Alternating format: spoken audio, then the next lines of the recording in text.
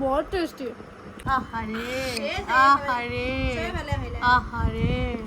আবারও চলে আসলাম তোমাদের সাথে গল্প করতে ছোট্ট একটি মিনি ব্লগ নিয়ে। এখন আমি আছি ধর্মনগরের ছোট টাউন হল অর্ধেন্দু স্মৃতি ভবনে। স্বামী অমর্ত্যানন্দ মহারাজ উনি এসেছেন আমাদের ধর্মনগরে। মহারাজের দীর্ঘ আলোচনা শুনলাম, প্রসাদ নিলাম, তারপর চলে গেলাম আমাদের ত্রিপুরার ঐতিহ্যবাহী তীর্থস্থান পর্যটন কেন্দ্র ঊনকোটি।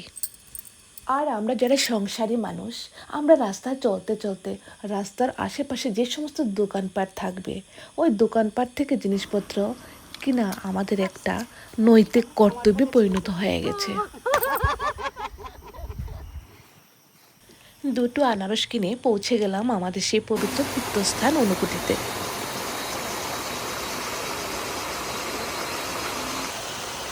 আজ একটি বিশেষ পুজো ছিল, তাই চলে আসলাম। আমরা ঊনকোটির সেই উপরে পৌঁছাইনি, যেখানে কুণ্ডুটা আছে মহাস্থানের কুণ্ডু, সেখানে বসে পুজো অর্চনা হলো প্রায় সন্ধ্যা পর্যন্ত। পূজা শেষে যদিও প্রসাদ নিলাম, তবুও পেটে ভীষণ ক্ষুধা পেয়েছে। চলে গেলাম ফেরার পথে রাজধাবাতে। সেখানে গিয়েও বসে খেলাম না, 4টে নান রুটি অর্ডার করে নিয়ে আসলাম। ঘরে গিয়ে কিছু সবজি বানিয়ে খাওয়া যাবে, কারণ রেস্তোরাঁর খাবারে ভীষণ তেল মশলা এগুলি থাকে, আর রীতিমতো এগুলি খেয়ে খেয়ে শরীরের ক্ষতি হচ্ছে। ঘরে এসে আলু ভাজা করে নিলাম, আর সাথে ছিল চিকেন ভর্তা। ফোন করে ছেলেকে বলেছি ফ্রিজে চিকেন আছে, অল্প একটু জল নুন দিয়ে সেদ্ধ করে রাখবি। ছেলে সেদ্ধ করে রেখেছে কাঁচা পেঁয়াজ, কাঁচা লঙ্কা, কাঁচা ধনেপাতা। ধনেপাতা বলতে বিলেতি ধনেপাতা আমার ঘরে প্রচুর আছে, আমি চাষ করি। সেগুলিকে নিয়ে ভালো করে চটকিয়ে চিকেন ভর্তা করে নিলাম। নান রুটির সাথে চিকেন ভর্তা ভালোই লাগবে। শুধু নান রুটি নয়, বাটার নান রুটি সত্যি খুবই ভালো লেগেছে। সত্যি বলতে এই কম্বিনেশনে আজ প্রথম খেয়েছি।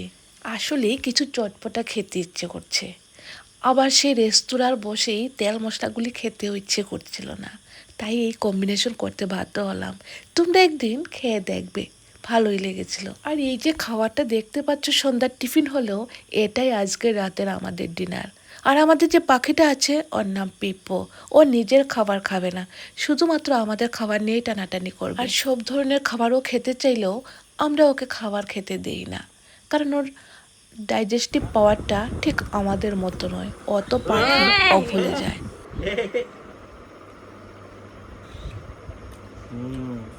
দেখলে তো কেমন উড়ে এসে খাবারের থালায় বসে গেছিল, কিন্তু আমরা খেতে দিইনি।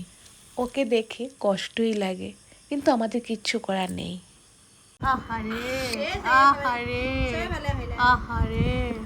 ঠিক আছে, ছোট্ট এই মিনি ব্লগটা আজ এখানে শেষ করছি।